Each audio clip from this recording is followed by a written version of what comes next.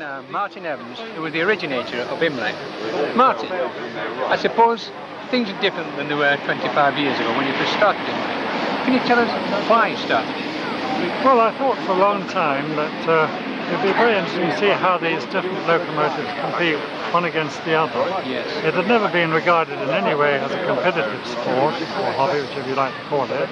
But I thought it might make it more interesting, especially when at that time there were more and more clubs being formed all around the country and abroad too, who were building locomotives and wished to run them. And naturally it occurred to them, well, what about comparing them one against the other for performance? Are the standards better today than they were 25 years ago? Oh yes, standard of building and standard of running have improved greatly actually. We have learned quite a bit. The steam locomotive is a funny beast. It appears to be a very simple machine, and yet there's a hell of a lot to get to know the finer points. Right, for sure. Yes. Would you say that there's much enthusiasm amongst the people who own them than there were 25 years ago? Oh, definitely. In fact, there's more enthusiasm, both for building them and for running them.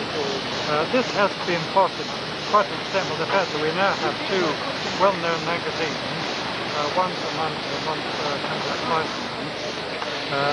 And that has helped to foster the hobby as a whole, and most particularly the building and running of locomotives. On the attendance of these meetings, are they just as fruitful nowadays as they were then? Attendances have improved a little, but not so very much, for the simple reason that the very first one was very well attended, there was tremendous enthusiasm, and I think the second one, which was held, 23 years ago now.